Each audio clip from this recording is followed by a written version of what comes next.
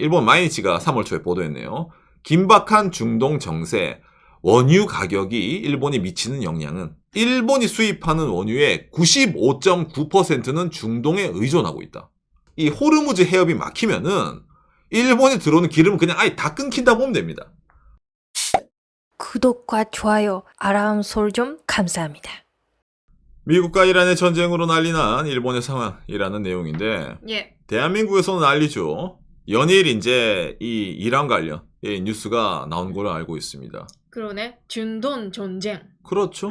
뭐 중동 전체 전쟁으로도 뭐 번질 수가 있고, 뭐 이것 때문에 특히 이제 대한민국에 들어온 자원, 그 다음에 이제 이 유가, 그 플러스 이제 전 세계 경제 정세 변화에 대해서 특히 재테크하시는 분들, 주식이라든지 아니면 환율에 대해서 민감하신 분들이 정말 많을 겁니다.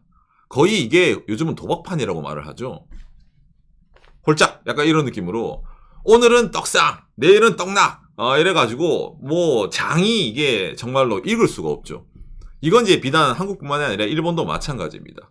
근데 모든 일본 사람들이 이렇게 이 상황, 미국과 이란의 전쟁에 대해서 관심을 가지는 건 아닙니다. 일본 사람들이 기본적으로 이제 국제 뉴스에 좀 이제 둔감하다 해야 될까? 관심을 안 가지거든요. 그래서 뉴스도 많은 편 아닙니다. 해외 뉴스는. 그렇죠, 그렇죠.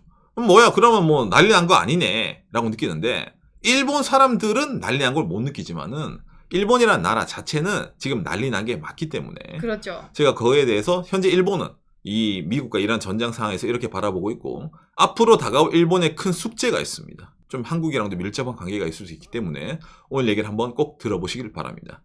그러니까 먼저 이걸 보면서 이야기를 해보도록 합시다. NHK 특집 뉴스네요. 중동으로 퍼지는 전화, 이란의 목표는 이래가지고 지금 이제 이스라엘과 미국이 이란에 대해서 공격을 해가지고 지금 뭐 중동 전체로 번져나가고 있다. 이거를 약간 이런 좀 카툰식으로 표현을 해가지고 이제 NHK가 뉴스를 만들었거든요. 뭐 물론 이제 이 뉴스뿐만이 아니라 전체적으로 이란 정세라 이래가지고 실시간으로 뉴스가 많이 올라옵니다. 그중에 특히 이제 요 최근에는 이거죠. 일본의 상선 미쓰이 컨테이너선이 페르시아만에서 이제 있었는데 거기서 이제 손상을 당했다. 배 뒤에 구멍이 났다. 어쨌든 부상자가 없고 배는 이제 자력으로 항행을 할 수가 있다. 좀 이제 뭔가 좀 약간 불안한 이런 뉴스도 많이 뜨고 있습니다. 이것도 조심스럽게 보도하는 거네. 그 공격당했다는 일단 아닌 것처럼. 그렇죠. 일본 외무성이 공격받은 건 아니다라고 얘기를 했기 때문에 근데 공격받지 않으면은 이게 배에 구멍이 날 일은 없는데 가만히 있는 배에 아무튼 그래가지고 이제 여기에 대해서 좀 많은 사람들이 민감하게 바라보는 거 좀 있습니다. 그러네요. 특히 이제 페르시아만을 포함한 이쪽 어디? 이 호르무즈 해협. 한국에서 뉴스가 많이 뜨잖아요. 연합뉴스. 한국 원유 70%, LNG 20%가 중동에 의존. 호르무즈 해협이 막히면 한국 산업의 타격이 우려가 된다. 라고 이미 지난 3월 초에 뉴스가 많이 나왔죠. 그럼 일본은 어느 정도로 의존하고 있어요, 저쪽에? 일본은 한국보다 더합니다. 예, 일본 마이니치가 3월 초에 보도했네요. 긴박한 중동 정세, 원유 가격이 일본에 미치는 영향은 이라고 나온 뉴스인데, 일본이 수입하는 원유의 95.9%는 중동에 의존하고 있다. 아랍에미리트 연합 43.6%, 사우디아라비아 40.1%, 그 다음에 쿠웨이트, 뭐 카타르, 오만 이렇게 되는 건데, 이 호르무즈 해협이 막히면은 일본에 들어오는 기름은 그냥 아예 다 끊긴다 보면 됩니다. 그러니까 한국보다 훨씬 더 의존을 하고 있는 거예요. 당장 그런 상황이다 보니까 3월 11일 뉴스네요. 가솔린 가격이 4주 연속 상승하고 있다. 중동 상황이 긴박하게 돌아가고 있으니까. 물론 이제 기본적인 가격이 한국보다 좀 저렴하거든요. 지금은 이제 평균적으로 161엔은 되는데 이게 앞으로 좀 더 많이 오를 수도 있다. 일본 사람들이 이제 뭡니까? 자동차 유지 비용 이런 거, 그 다음에 연비에 민감하니까 하이브리드, 경차 이런 거 많이 타잖아요. 그런 서민들에게 이런 뭡니까? 기름 가격은 직격탄이기 때문에 일본에서 특히 좀 많이 신경을 곤두세우고 있는 거죠. 자, 그런 와중에 석유뿐만도 아니죠. 석유로 해서 또 뭐가 만들어집니까? 각종 화학 제품이 만들어지잖아요. 3월 10일 일본 요미우리 뉴스입니다. 플라스틱 등의 원료가 되는 에틸렌을 미쓰이 화학이 감산을 했다. 이 기름으로 만들 수 있는 화학 제품이 많이 있잖아요. 근데 이 기름이 적게 들어와. 그러면 일본의 화학회사에서 그거를 원료로 해서 만들 수 있는 제품이 없어져. 줄어들어.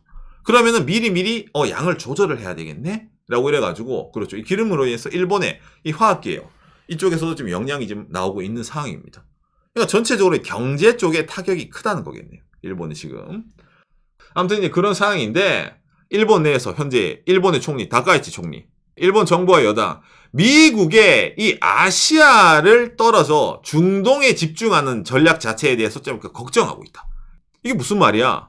여러분 일본이 지금 중국이랑 관계가 안 좋죠. 생각해보니 그렇다. 박간의 영상을 두둥. 보시면 아시겠지만은 최근이랑 중국이랑 티격태격하고 있습니다. 뭡니까? 중국이 일본 수출 규제를 했니? 관광객을 안 보내니? 이래가지고 중국에 대해서 일본이 좀 지금 신경을 곤두세우고 있는 상황인데 예. 여기에 플러스 해가지고 뭡니까?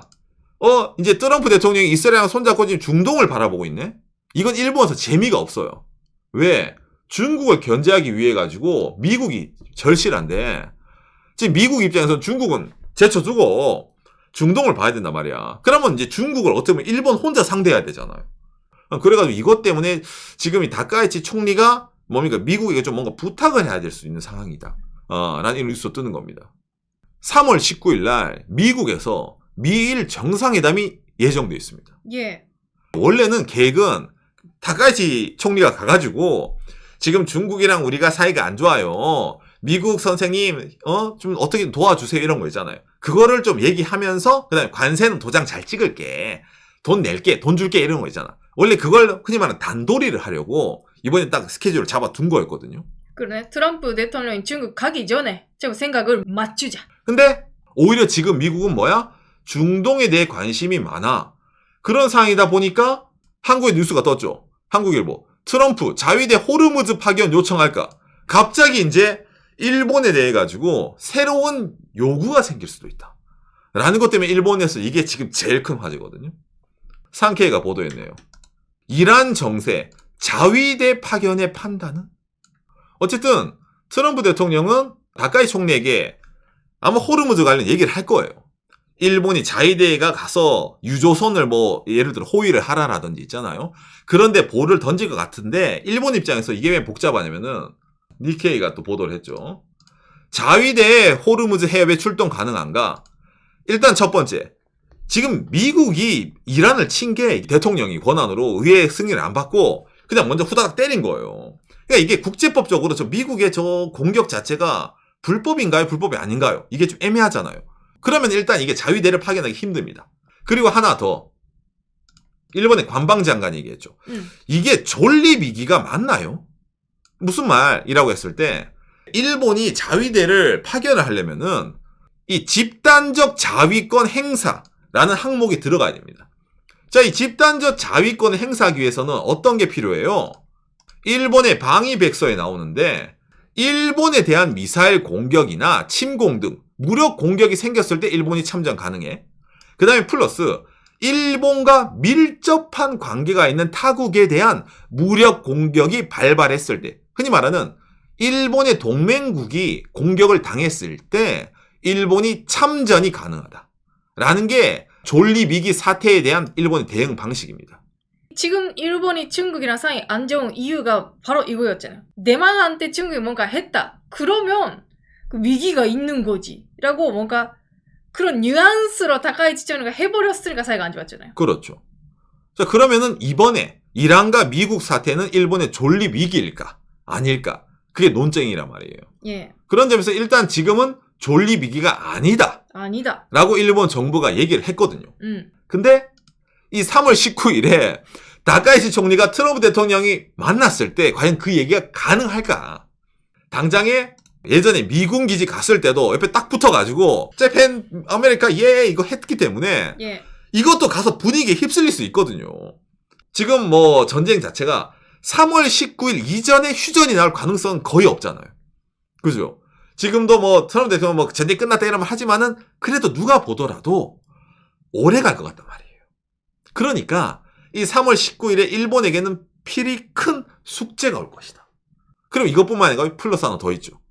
일본과 이란과의 관계입니다. 여러분 이거 기억하십니까? 지난 2019년도 트럼프 대통령 1기잖아요. 이때도 이제 이란이랑 싸우네 만약에 이란 핵무기 하지 말라 이래가지고 미국이랑 이란이랑 사이가 안 좋았어요. 그때 이제 일본의 아베 총리가 잠깐 내가 나서겠다 이래가지고 이제 아베짱이 이제 이란에 날아가가지고 미국이랑 좀 이제 제가 중간에 끼어서 뭔가 좀 할 테니까 사이좋게 악수합시다 라고 했는데 실패했거든요. 예, 실패했습니다. 그런데 이때 당시에 왜 이게 가능했냐면은 이란과 일본의 상관도입니다. 일본과 미국은 긴밀한 동맹국입니다. 그리고 일본과 이란은 전통적인 우호국이라고 얘기를 하는 거예요. 전통적인 우호국. 일본과 이란은 여러분 사이가 나쁘지 않습니다. 일본이 이제 패전 이후로 국제사회 관계가 복귀됐을 때부터 이란과는 관계를 어느 정도 갖고 있었어요.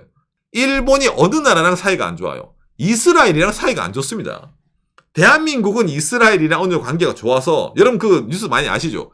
다른 나라들은 다 동해를 일본해라고 포기를 하고 그 독도를 뭐 이상한 걸로 닦기심만 표기하는데 이스라엘은 독도, 동해 표기해준다. 이스라엘은 한국이랑 좀 좋다. 이런 말 나오잖아요. 그 말을 반대로 보면 뭐겠습니까? 일본이랑 이스라엘은 관계가 안 좋다는 거예요. 그러니까 적의 적은 나의 친구잖아.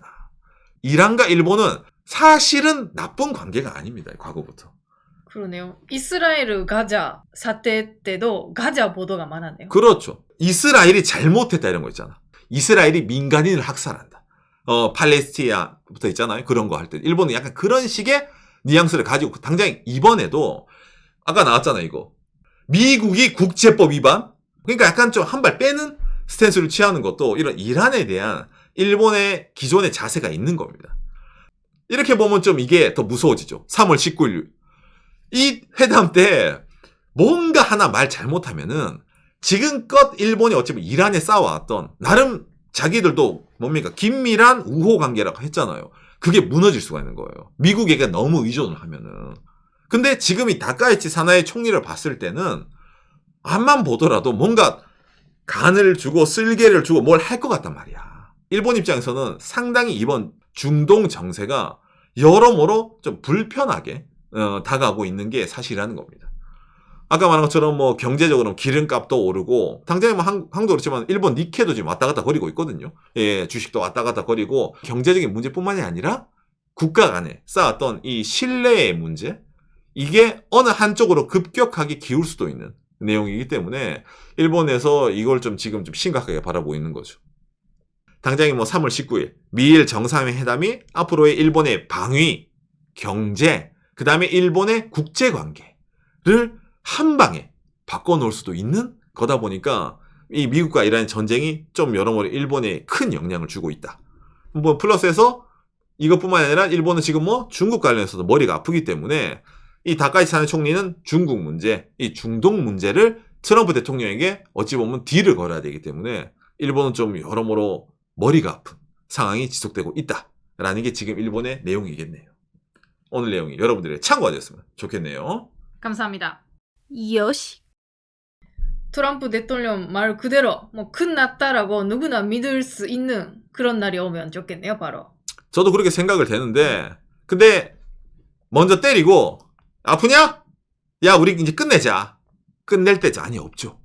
그런 식으로 중동 문제가 쉽게 해결될 것 같으면은 과거의 걸프 전쟁이라든지 그 이후에 아프가니스탄이라든지 이라크 그렇게 길게 갈 일이 없잖아요. 중동 문제가. 그래서 이번에도 많은 사람들이 야 이거는 길게 갈 것 같다. 라는 식으로 말이 나오고 있기 때문에 일본 내에서도 여기에 좀 어느 정도 대비를 해야 된다라는 말이 나오는 겁니다. 전체적으로 자원을 해외에 의존하고 있는 나라이기 때문에 한국이나 일본은 이런 해상 수송로가 막힌다는 것 자체, 그 다음에 또 예를 항공로가 막힌다는 것 자체가 큰 위협으로 다가올 수 있는 거 아니겠습니까? 국가 경제에 있어서. 그러면서 우리나라 사람들은 재테크하시는 분들이 많고 하다 보니까 이런 국제관계에 대해서 민감한 분들이 많은데 일본은 꼭 그렇지가 않다 보니까 이걸 단순하게 좀 뭡니까? 아니 뭐 지금 뭐 기름이 오르면 뭐야? 일본 정부가 보조금 써서 낮춰주겠지라든지 뭐 이거 금방 끝나는 거 아니야? 중동은 맨날 그러니까 라든지 좀 쉽게 바라보는 사람도 일본에 많이 있거든요.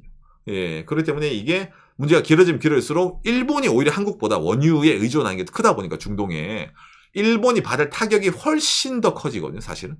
거기다가 일본은 현재 중국이랑도 사이가 안 좋다 보니까 앞으로의 다카이치 정권이 좀 맞이해야 될 큰 난관이 더욱더 험해지고 있다. 라고도 볼 수 있는 거기 때문에 미일 정상회담, 뭐 그 이후도 박간혜가 영상을 만들 거지만은 상당히 어쩌면 앞으로의 일본의 요 최근의 경제 플러스 운명을 좌지우지할 수 있는 큰 딜이 되지 않을까라고 좀 생각이 되네요.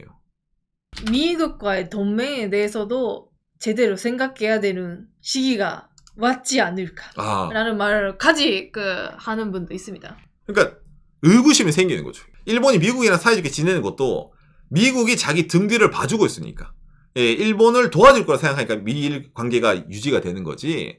일본 입장에서 미국이 오히려 자기를 위협할 수 있다. 도와주지 않는다라고 하면은 이 미일 관계가 다시금 재정립될 수 있는 그런 식으로도 일본이 마련하고 있는 겁니다. 그 정도 일본이 이 섬나라잖아요. 지진도 많고 불안하지 않습니까? 당장 그러다 보니까 원전도 잘 못 돌려요, 요즘은. 저번 3.11 지진 이후로. 그런 상황에서 에너지, 해외에 있는 석유라든지 가스 의존도가 높은데, 그거를 미국은, 우린 모르겠고, 돈이야 내나, 군사나 내나, 이러면은, 갑자기, 뭡니까? 일본이 점 찍고 와가지고, 리멤버, 비어 하버, 될 수 있는 거예요, 진짜. 그렇기 때문에 일본 내에서도 이번이 상당히 큰 트럼프와의 딜이 되지 않을까라고 말이 나오는 게 일본 내 여론도 있다는 겁니다. 외교라는 게 기브 앤 테이크 아닙니까? 주는 게 있으면 받는 게 있는 건데 지금 트럼프 대통령은 뭡니까? 테이크잖아요. 다 내놔. 너희 나라에 있는 공장도 내 거, 네 돈도 내 거잖아요. 그러다 보니까 이게 일본이라는 나라는 바로바로 불만 얘기 안 하죠. 쌓아두고 쌓아놨다가 한 방에 터뜨리거든요. 예, 그런데 지금 그 임계점이 어디까지 오고 있을 것인가? 아니면 그냥 그런 거 없고 일본은 어디까지냐? 샤바샤바입니다. 이러고 갈 것인가? 단기적으로 보면 타카이치존리는 샤바샤바 했었으니까. 그렇죠. 지금도 그거는 유지할 건데 장기적으로 봤을 때는 좀 여러 가지 생각해야 되지 않을까라는 그렇죠. 그런 말이 나오고 있네요. 그렇죠. 여러모로 국제 관계가 많이 복잡해지는 요즘 상황이라는 겁니다. 그렇죠.